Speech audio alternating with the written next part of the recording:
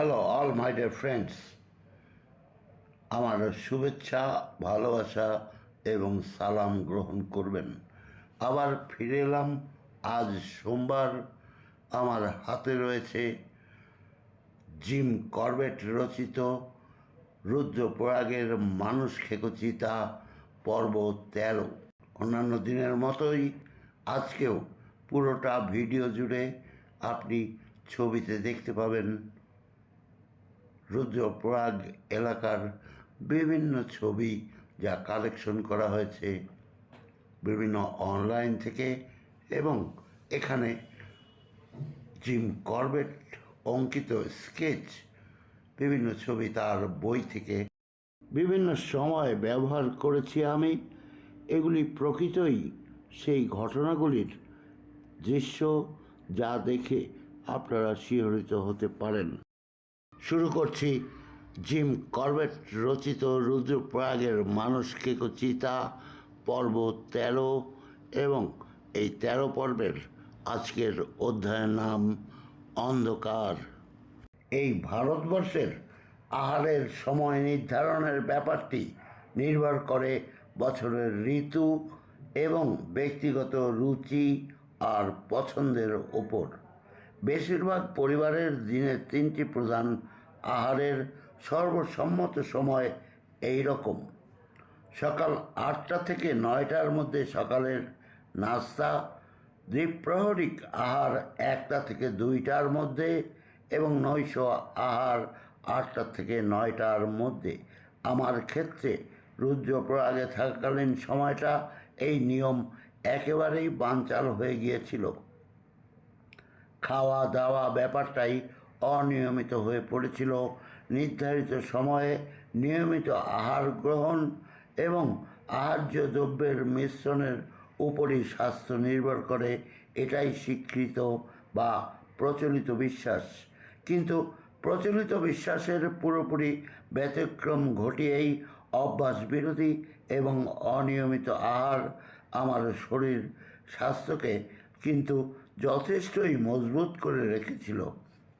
রাত 8টা নাগাদ পরিজ, সকাল 8টায় 1 বাটি স্যুপ, দিনে সম্ভাব্য ক্ষেত্রে একবার আহার কিংবা অনাহার, এই বিষয়গুলি আমার স্বাস্থ্যের পক্ষে বিন্দুমাত্র ক্ষতির কারণ হয়নি। কেবল যা শরীরে একটু মাংস কমে গিয়েছিল। গতকাল প্রাতরাশের পরে আর কিছুই পেটে পড়েনি। ভৈষহারা থেকে ফিরে এসেই সিদ্ধান্ত নিয়েছি বাইরেই আজ রাত কাটাবো। তাই ঘণ্টাখানেক টেনে ঘুমিয়ে নেওয়ার আগে রীতিমতো যাকে বলে একটা বুড়িবোধ সেরে নিলাম। ঘুম থেকে উঠে একটা লম্বা গোসল করলাম, তারপর চললাম তীর্থশালার মালিক পণ্ডিতের সাথে দেখা করতে। মানুষ খেকোটা পাহাড় ছেড়ে ওর এলাকায় চলে এসেছে, এই খবরটা তার কাছে পৌঁছানো দরকার। এই পণ্ডিতের সাথেই রুদ্রপ্রয়াগে আমার প্রথম বন্ধুত্ব হয়েছিল। রুদ্রপ্রয়াগে আসার পর থেকে ওর বাড়ির পাশ দিয়ে যাতায়াতের সময় বসে কিছুক্ষণ কথাবার্তা না বলে কখনোই আমি যাইনি। তার কাছে দুদণ্ড বসলে নানান রকম চিত্তাকর্ষক গল্প শোনা যেত। তাছাড়া গাড়োয়ালের মানুষ খেকো ওই চিতাটার আক্রমণ থেকে বেঁচে ফিরে আসা যে 2জন মানুষকে আমি দেখেছি, এই পণ্ডিত ছিল তাদের মধ্যে একজন। অন্যজনের কথা আমি আগেই বলেছি। সেই মহিলাটি চিতাটি যার হাত ছেড়ে নিয়েছিল। পণ্ডিতের কাছে শোনা এক রমণীর গল্প আমার খুব মনে পড়ে। এই রাস্তারই খানিকটা দূরে এক গ্রামে সে থাকত। পণ্ডিতের সাথে তার আলাপ পরিচয় ছিল। রুদ্রপ্রয়াগের বাজার থেকে সওদা করে গোলা বড়াই আসতে আসতে একবার তার সন্ধ্যা হয়ে যায়। অন্ধকার নামার আগে গ্রামের বাড়িতে সে ফিরতে পারবে না, সে কারণে সে তীর্থশালায় এসে পণ্ডিতের শরণ নিল। পণ্ডিত তাকে রাতের মতো তীর্থশালায় আশ্রয় দিতে রাজি হলো। তার শোবার জন্য নির্দিষ্ট করে দিল গুদাম ঘরের দরজার সামনেটায়। এই গুদাম ঘরেই তীর্থযাত্রীদের কেনার জন্য প্রয়োজনীয় প্রচুর জিনিসপত্র মজুদ থাকত। পণ্ডিত এই জায়গাটাই মহিলার জন্য নিরাপদ বিবেচনা করেছিল, কেননা তার একদিকে থাকার ঘর, অন্যদিকে যাত্রীশালায় রাত কাটাতে আসা 50 জনেরও বেশি তীর্থযাত্রী ছিল। গুদাম ঘরটা ছিল ঘাস ও মাটি দিয়ে তৈরি। তার রাস্তার দিকটা খোলা, পাহাড়ের দিকটা কাঠের তক্তা মারা। তীর্থযাত্রীর জন্য একটা ছাউনি তৈরি করা হয়েছিল ঘাস আর মাটি দিয়ে। তার সামনেটা অর্থাৎ রাস্তার দিকটা ছিল খোলা আর পাহাড়ের দিকটা কাঠের তক্তা দিয়ে ঘেরা। এই ছাউনির মাঝামাঝি জায়গায় ছিল গুদামঘর, অনেকটা পাহাড়ের ভেতরে ঢোকানো। ফলে ছাউনির মেঝেতে বিছানা পেতে শুতে কোনো অসুবিধাই হলো না। রাতে রমণীটি গুদামঘরের দরজাতেই শুয়ে পড়ল। তার সামনের রাস্তার মাঝখানে ছাউনির তলায় এক সারি তীর্থযাত্রীর শোয়ার ব্যবস্থা হলো। রাতে ওই তীর্থযাত্রীদের একজন মহিলা তীর্থযাত্রীর চিৎকার শোনা গেল। সে জানালো তাকে কাকড়া বিছে কামড়েছে। আলোর ব্যবস্থা বলতে তেমন কিছুই ছিল না, তাই দেশলাইয়ের কাঠি জ্বালিয়ে মহিলার পা পরীক্ষা করা হলো। দেখা গেল আঁচড়ের মতো লেগে সামান্য রক্ত বেরিয়েছে। তীর্থযাত্রী জানে কাকড়া বিছার কামড়ে রক্তপাত হয় না, তাই তারা অসন্তোষ প্রকাশ করে জানালো যে এই মহিলা অকারণেই হইচই বাঁধিয়েছেন। এরপর সকলেই যে যার মতো ঘুমিয়ে পড়ল। পণ্ডিতের বাড়িটা যাত্রীশালার পেছনে একটা আম গাছের কথা আমি পূর্বেই বলেছি। সেটি 50 গজ ওপরের পাহাড়ে। সে সকালে বাড়ি থেকে নেমে যাত্রীশালার দিকে আসার সময় পণ্ডিত দেখতে পেল রাস্তার ওপরে পাহাড়ি মেয়েদের একটা শাড়ি পরে আছে। শাড়িটা রক্তাক্ত। রাতের মতো আশ্রয় নেওয়া পাহাড়ি মেয়েটিকে পণ্ডিত তার ধারণা মতো সবচেয়ে নিরাপদ জায়গাটাই দিয়েছিল। তাকে ঘিরে অন্তত 50 জন তীর্থযাত্রী ঘুমিয়েছিল সে রাতে। কিন্তু এমনই দৈব যে চিতাটা সেই ঘুমন্ত যাত্রীদের ওপর দিয়ে হেঁটে গিয়ে পাহাড়ি মেয়েটিকে মারে। তাকে মুখে করে রাস্তায় ফিরে যাওয়ার সময় দৈবাত ভুলক্রমে অথবা অসাবধানতাবশত তীর্থযাত্রীটির পায়ে তার নখের আঁচড় লেগে যায়। পণ্ডিতের মতামত হলো পাহাড়ি মেয়েটির রঙিন পোশাক পরেছিল, আর সে কারণে সকল তীর্থযাত্রীদের ছেড়ে মানুষ খেকোটা ওই পাহাড়ি মেয়েটিকেই নিয়ে চলে গেছে। পণ্ডিতের এই ব্যাখ্যার কোনো যুক্তি আমার কাছে নেই। চিতার কোনো ঘ্রাণ শক্তি নেই। থাকলে বলা যেত যাত্রীশালায় অতগুলো মানুষের মধ্যে ওই পাহাড়ি মেয়েটির গায়ের গন্ধই চিতাটার কাছে পরিচিত লেগেছিল। এই ঘটনাটা কি বলা যায়, দুর্ঘটনা নাকি অদৃষ্ট? কিংবা হয়তো মেয়েটির মনে ভয়ই তাকে মৃত্যুর মুখে ঠেলে দিয়েছিল। অতগুলো ঘুমন্ত লোকের মধ্যে একা ঘরে শোবার বিপদের ভয়, আর এই ভয়টা কি কোনো অজানা অনুভূতি বলে চিতাটা জানতে পেরেছিল আর সেদিকেই আকৃষ্ট হয়েছিল। এই ঘটনার কিছুদিন পরেই পণ্ডিত নিজেই মানুষ খেকোটার কবলে পড়ে। ঘটনাটা ঘটেছিল আমার সাথে পণ্ডিতের দেখা হওয়ার 4-5 বছর আগে। 1921 সালের গ্রীষ্মের সময়। সঠিক তারিখটা আমি জানাবার প্রয়োজন বোধ করলাম না, এই জন্য যে দরকার হলে রুদ্রপ্রয়াগের হাসপাতালের কাগজপত্রেই তা পাওয়া যাবে। সে বছর গ্রীষ্মকালের এক সন্ধ্যায় যাত্রীশালায় 10 জন মাদ্রাজবাসী তীর্থযাত্রী ক্লান্ত শ্রান্ত অবস্থায় এসে উপস্থিত হয়। তারা রাতের মতো সেখানে আশ্রয় চাইলে পণ্ডিত তাদের বলে যে মাইল 2 এড়িয়ে গেলে তারা রুদ্রপ্রয়াগে সবচেয়ে নিরাপদ আশ্রয়টাই পেয়ে যাবে। পণ্ডিতের ভয় ছিল আবার কোনো দুর্ঘটনা ঘটলে তার যাত্রীশালার বদনাম হয়ে যাবে। তাই সে মাদ্রাজি তীর্থযাত্রীদের এগিয়ে যাওয়ার পরামর্শ দিয়েছিল।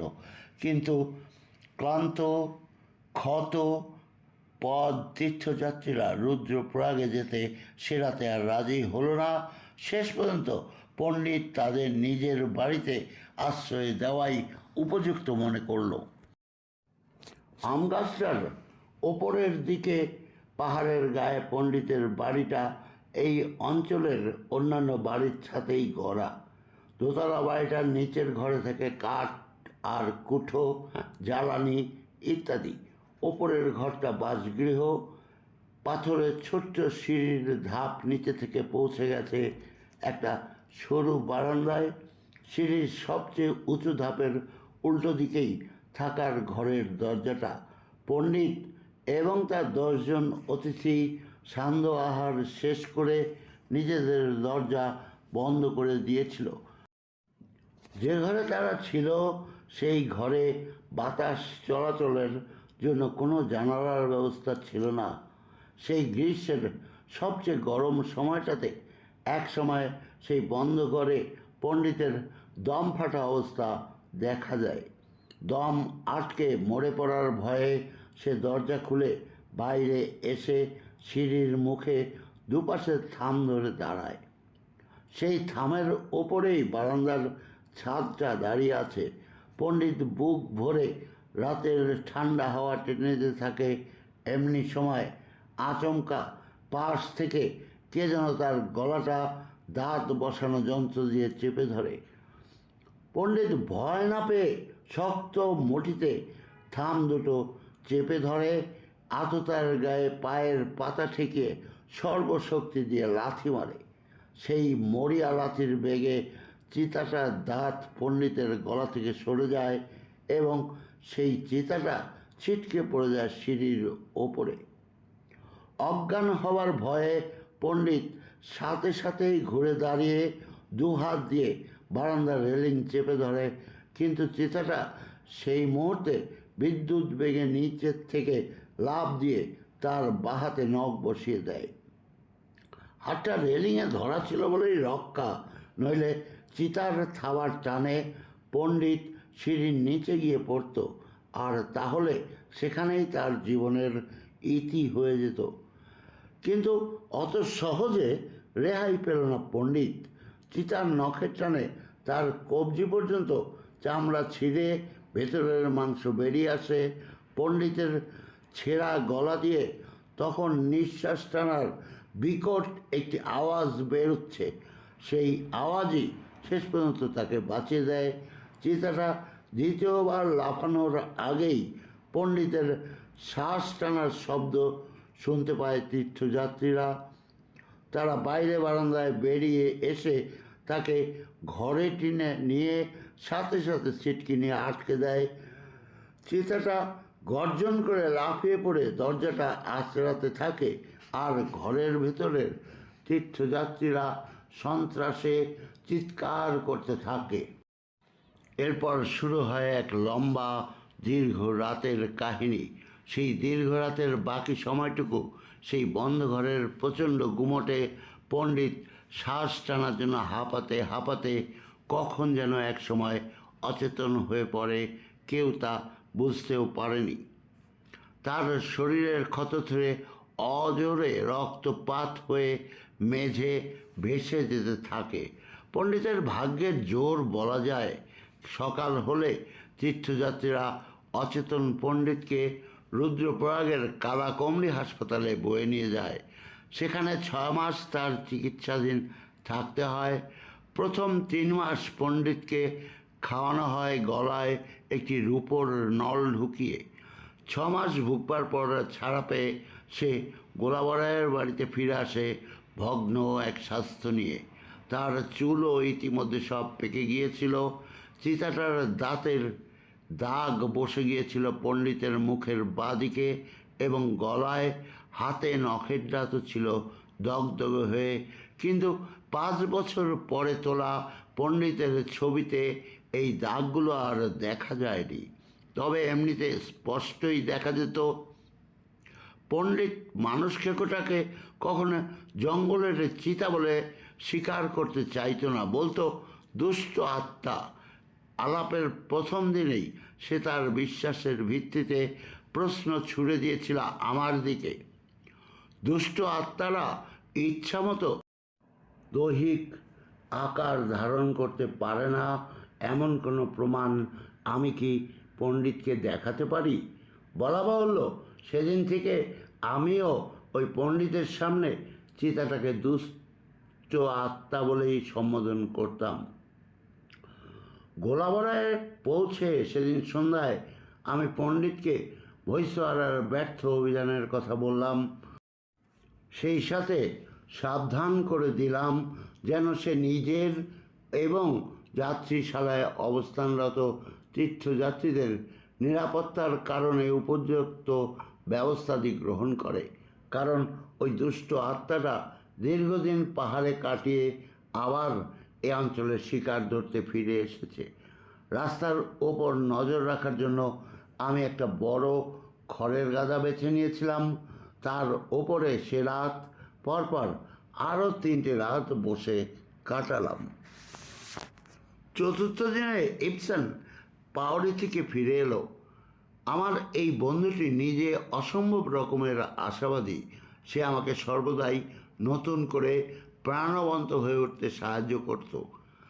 তারও মতামত ছিল স্থানীয় লোকদের মতোই। গতকাল যে মানুষ খেকোটা মারা যায়নি তার জন্য দোষের কিছু নেই, সেটা আজ না হয় আগামীকাল অবশ্যই মারা পড়বে। ইবসেনকে কাছে বসিয়ে আমি ওর অনুপস্থিতিকালে সমস্ত ঘটনাই জানালাম। অবশ্য নিয়মিতভাবে সব ঘটনাই আমি ওকে চিঠি লিখে জানাতাম। সেই চিঠিগুলোর কিছু কিছু অংশ সরকারের কাছে পাঠানো ওর রিপোর্টের অন্তর্ভুক্ত করা হতো। সেখান থেকে সংবাদপত্রে প্রকাশের জন্য পাঠানো হতো। আদ্যপান্ত সমস্ত ঘটনা জানা থাকা সত্ত্বেও কিছু কিছু বিষয়ে তার শুনবার আগ্রহ ছিল, কেননা সব খুঁটিনাটি ওকে তোর চিঠিতে লেখা আমার পক্ষে সম্ভব হয়নি। আমাকে বলার মতো খবর ইবসেনের কাছেও ছিল। মানুষ খেকোটা মারা নিয়ে সংবাদপত্রে খুব লেখালেখি হচ্ছে। তারা ভারতবর্ষের সমস্ত অঞ্চলের শিকারীদের কাছে প্রস্তাব করেছে যে গাড়োয়ালে গিয়ে চিতাটাকে মারতে তাদের সাহায্য করা উচিত। সংবাদপত্রসমূহে এই হইচয়ের ফল যা হয়েছিল তা হলো ইবসেনের কাছে একজন মাত্র শিকারী চিঠি লেখে মানুষ খেকোটির বিষয়ে খবরাখবর নেয় আর একজন একটি প্রস্তাব পাঠায়। শিকারী ভদ্রলোকের অভিমত হলো যদি তার আসা যাওয়া এবং থাকা খাওয়ার খরচপত্রের সুবন্দোবস্ত করা হয় তবে তিনি গাড়োয়ালে আসতে পারেন কিনা ভেবে দেখতে পারেন। আর অপর প্রস্তাবটি হলো এই যে চিতাটাকে মারার সবচেয়ে সহজ এবং কার্যকরী উপায় হলো একটি ছাগলের গায়ে আর্সেনিক মাখিয়ে সেটির মুখ সেলাই করে দিতে হবে, যাতে ছাগলটি শরীর চাটতে না পারে। এ অবস্থায় ছাগলটাকে খোলা কোনো জায়গায় বেঁধে রাখলে চিতাটা এসে তাকে খেয়ে ফেলবে এবং বিষক্রিয়ায় অবিলম্বে মারা যাবে। সেদিন অনেক বিষয়ে আমরা মতামত বিনিময় করলাম। আমার অকৃতকার্য অভিযানগুলোর অনেক কিছুই খুঁটিয়ে খুঁটিয়ে বিচার বিশ্লেষণ হলো। দুপুরে খাওয়ার খেতে বসে আমি ইবসেনকে জানালাম চিতাটা রুদ্রপ্রয়াগে এবং গোলাবরের রাস্তায় 5 দিন অন্তর অন্তর একবার করে যাতায়াত করে। দীর্ঘ ব্যর্থতার পর আমি শেষবারের মতো আশা করছি যে এই রাস্তার ধারে পরপর 10টি রাত ধরে বসলে উদ্দেশ্য সিদ্ধ হবে। আমি ইবসেনকে বোঝালাম যে এই সময়ের মধ্যে অন্তত একটিবারের জন্য হলেও চিতাটা রাস্তাটা ব্যবহার করবে। আমি সর্বশেষ বারের মতো তার সাথে এই মোলাকাতের সুযোগটা নিতে চাই। ইবসন জানতো ইতিমধ্যে বহু রাত আমার জেগে কেটে গেছে, তাই তার বিশ্বাস এর উপর পরপর আরও 10 রাত জাগার ধকল আমার শরীরে সইবে না, সেটি বিশ্বাস করে বলেই আমাকে জানালো। যাই হোক, শেষ পর্যন্ত অনেক অনিচ্ছা সত্ত্বেও ইবসন আমার পরিকল্পনাটিতে সম্মতি জানালো। তখন আমি তাকে জানালাম যে এটাই আমার সর্বশেষ প্রচেষ্টা। 10 দিনের মধ্যে যদি আমি মানুষকে চিতাটাকে মারতে না পারি, তাহলে আমি নৈনিতালে ফিরে যাব। অন্য শিকারীরা তখন ইচ্ছা করলে আমার জায়গা নিতে পারে। সেদিন সন্ধ্যার আগেই গোলাবরায় এসে পেছনের যে একটিমাত্র আম গাছ, সেই আম গাছটির উপর দিকে ঝাঁকানো পাতার ফাঁকে মাচান বাঁধলাম। গাছটা যাত্রীশালা থেকে 100 গজ দূরে। পণ্ডিতের বাড়ি সেখান থেকে 50 গজ ওপরে। গাছটার নিচ দিয়েই গেছে রাস্তা। সেই রাস্তার ওপরে ঠিক গাছটার নিচেই একটা শক্ত কাঠের খুঁটি পুঁতলাম, তার সাথে একটা ছাগল বেঁধে রাখলাম। গলা নড়ালেই যাতে শব্দ শুনতে পাওয়া যায়, এজন্য ছাগলটার গলায় একটা ঘণ্টা বেঁধে দেওয়া হলো। ইবসন এই সময় আগা গোড়া আমার সাথে মাচান বাঁধার কাজে সহযোগিতা করলো। সেই সময়টা ছিল পূর্ণিমার কাছাকাছি, কিন্তু রাতে চাঁদের আলো পাওয়ার আশা বিশেষ নেই। গোলাবরায়ের পূর্ব দিকে উঁচু পাহাড়গুলো আকাশ আড়াল করে থাকায় এই গভীর গাঙ্গেয় উপত্যকা মাত্র কয়েক ঘন্টার জন্য চাঁদের আলো পায়। অবশ্য এর জন্য বিশেষ অসুবিধার ব্যাপার ছিল না। অন্ধকারের মধ্যে চিতাটা যদি এসে পড়ে, তবে ছাগলটাই আমাকে সতর্ক করে দেবে, কেননা ওটির গলায় ঘণ্টা বাঁধা রয়েছে। আমার মাচানে বসার ব্যবস্থাটি হয়ে গেলে ইবসন বাংলোয় ফিরে গেল। যাওয়ার সময় বলে গেল ভোরবেলা আমাকে নিয়ে যাওয়ার জন্য তার 2জন লোককে পাঠিয়ে দেবে। এতক্ষণ পর একটু নিরিবিলি বসার সুযোগ পেলাম। গাছের নিচে পাথরের উপরে, পথের ধারে একটা পাথরের উপরে বসে ধূমপান করতে লাগলাম আর অপেক্ষা করে রইলাম। সন্ধ্যা নামলেই গাছ বেয়ে মাচানে গিয়ে উঠব। এমন সময় পণ্ডিত এসে আমার পাশে বসলো। সারা রাত মাচানে থাকবো শুনে সে আমাকে নিরস্ত করার চেষ্টা করলো। বলল, যতক্ষণ মাচানে থাকা দরকার থাকে আমি ইচ্ছে করলে আমি আরামসে বিছনায় গিয়ে ঘুমাতে পারি। কিন্তু তাকে আশ্বস্ত করে জানালাম তাতে আমার কাজের বিশেষ কোনো সুবিধা হবে না। কেবল সেই রাতই নয়, পরপর আরও 9 রাত আমাকে এই আম গাছের ওপরের মাচানটার ওপরেই কাটাতে হবে। ওই দুষ্ট আত্মাটাকে গুলি করে মারাই আমার লক্ষ্য। যদি তা নাও করতে পারি, তাহলে মাচান থেকে অন্তত তার বাড়িটা পাহারা তো দেওয়া যাবে। তাছাড়া যাত্রীশালায় অবাঞ্ছিত কোনো শত্রুর আক্রমণও আমি তাহলে ঠেকাতে পারবো। এরপর বারে বারে সাবধানে থাকার পরামর্শ দিয়ে পণ্ডিত রাতের মতো বিদায় নিয়ে বাড়ি চলে গেল। অন্ধকার সন্ধ্যা নেমে এলো। অন্ধকার নামার সাথে সাথেই আমি মাচানে উঠে বসলাম। মাঝে মাঝে গলার ঘণ্টার আওয়াজ করে ছাগলটা তার উপস্থিতি জানান দিতে লাগলো। দীর্ঘ রাতটা বৃথায় কাটলো, কোনো কিছুই ঘটল না।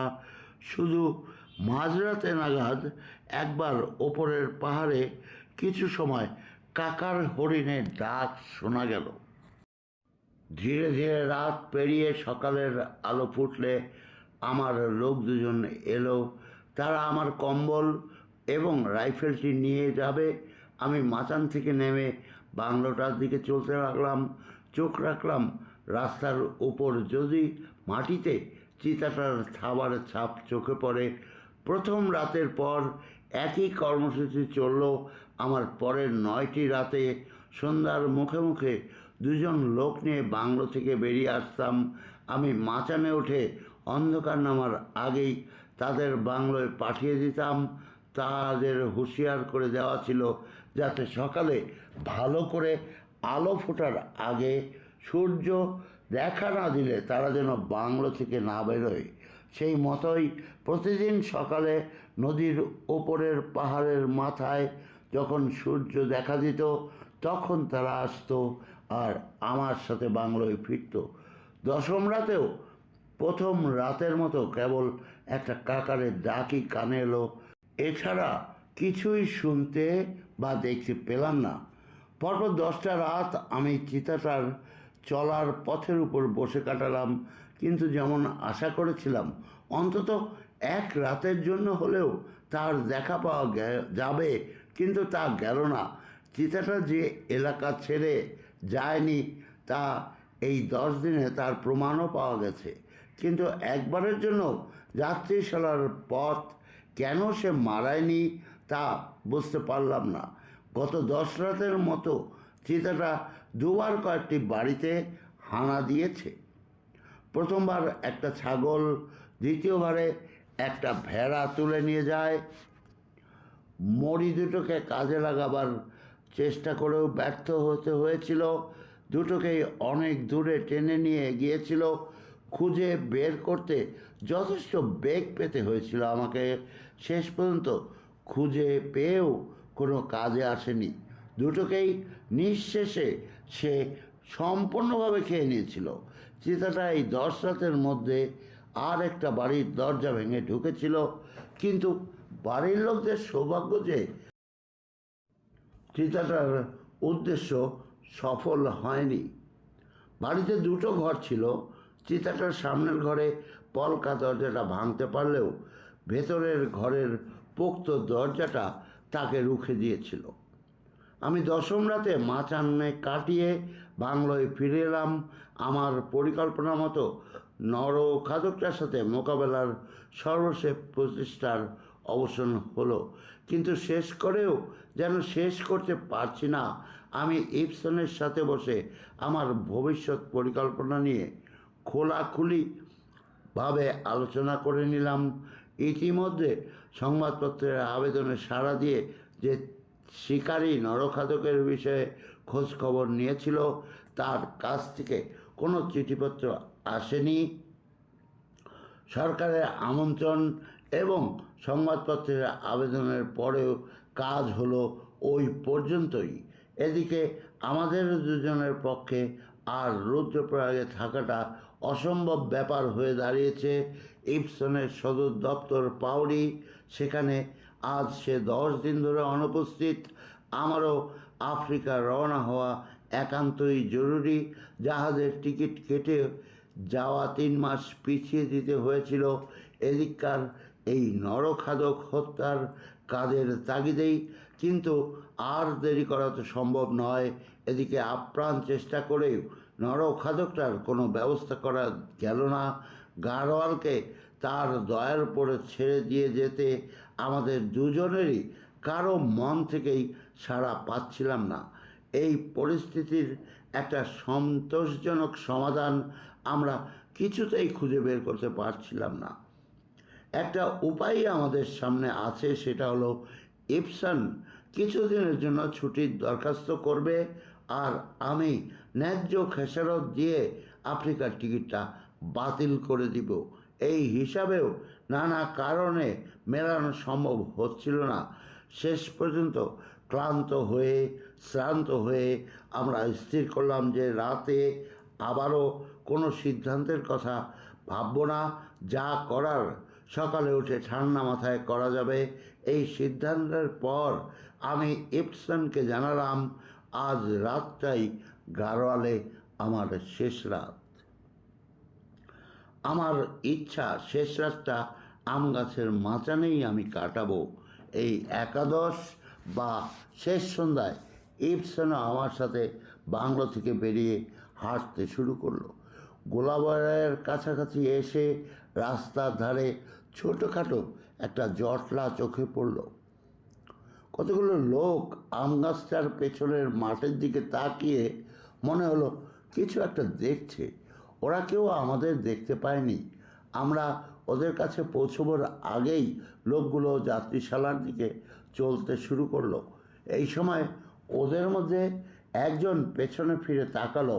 আমি তাকে হাতছানি দিয়ে কাছে ডাকলাম। লোকটা এগিয়ে এলো, আর সে এগিয়ে এলে লোকটার কাছ থেকে ব্যাপারটা জানা গেল। ওরা মাঠের মধ্যে দুটো বড় বড় সাপের লড়াই দেখছিল অনেকক্ষণ ধরে। মাঠটা মনে হয় 1-1.5 বছরের মধ্যে ওখানে কোনো আবাদ হয়নি। মাঠের মাঝখানে একটা বড় পাথর, ওটার কাছেই সাপ দুটোকে লড়াই করতে দেখা গিয়েছিল। পাথরের গায়ে রক্তের দাগ চোখে পড়েছে। লোকটা বলল, ওই সাপগুলির রক্ত ওরা দুজনকে কামড়ে রক্তাক্ত করেছে। আমি পাশের ঝোপ থেকে একটা গাছের ডাল ভেঙে মাঠের ওপর দিয়ে পাথরটার কাছে এগিয়ে গেলাম। পাথরটার তলার দিকে কোনো গর্তে সাপ দুটো লুকিয়ে পড়েছে বলে আমার মনে হলো।